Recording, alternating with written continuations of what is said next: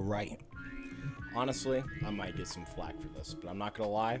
I think that Spider-Man 2 could potentially be the best Spider-Man game ever, if not the best superhero game ever, for a couple of reasons. One, Insomniac has proved time and time again that they could tell a cohesive and decent story, especially if they put their minds to it. So if all of their best minds right now are focused on Spider-Man 2, or were focused on Spider-Man 2, while of course the development was going on, I have no doubt this is probably going to be an incredible fucking banger.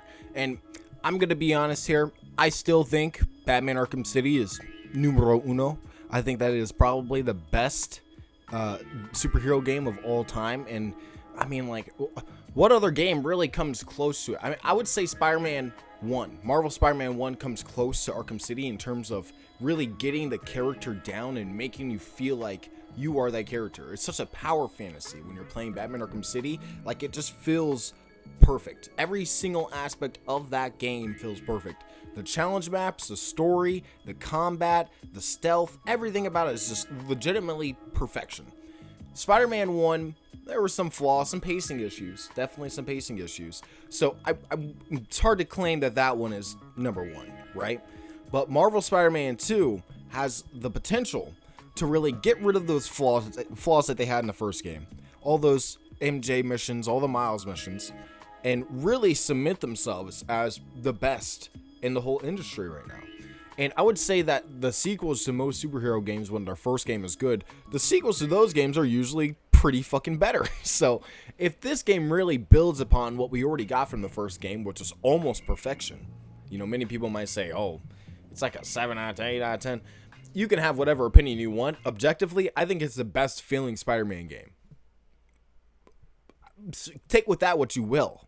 But if they're already taking that and building upon it, I really believe that this is just going to be number one in any realm of the superhero genre. You know, in my opinion, it could be like the Web of Shadows of today, because, you know, Web of Shadows was basically a symbiote invasion with, you know, superhero cameos and, you know, all that type of jazz. But the thing that really killed it was the dialogue. The dialogue is what really cemented it as something that's not that good, and the acting was around fucking porn level.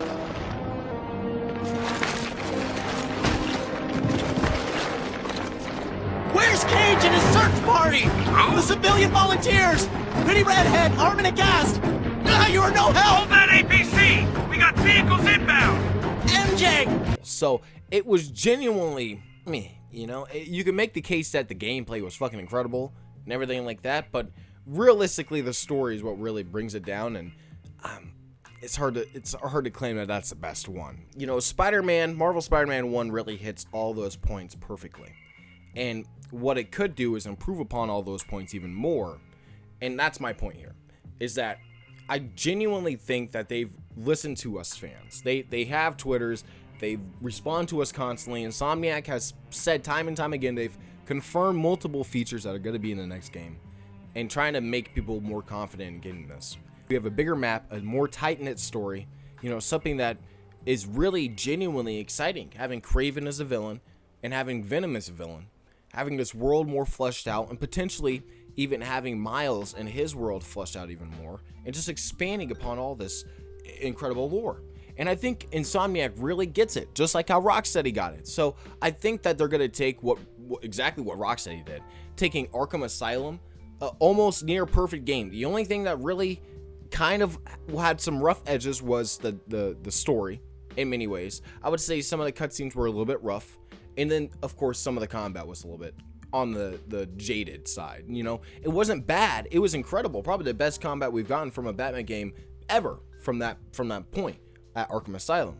But my point here is that from Arkham City, oh my god, the improvement, go back and play those games if you have them, because you see and feel the improvement. It is 10 times better. So if they do something like that for Spider-Man 2, if they really do hit on all fronts of improvement, from web swinging, traversal, to of course combat, the symbiote suit, and of course the fucking story with Venom and Kraven, I really think that this could be the best superhero game of all time. So I can't wait to see what they have in store for us October 20th. I'm just genuinely just bubbled with excitement for this game, and I can't wait to see how this all unfolds, who Venom is, how Kraven kind of resolves his plot. It's all very fascinating and exciting. It's very interesting, and I'm very excited to see how they make one of the best superhero games of all time. So tell me what you guys in the comments below. Do you guys agree with me on my points? I really want to know your guys' thoughts and opinions. Go ahead and subscribe if you're new, and thank you guys for watching. See you guys in the next one. Peace out.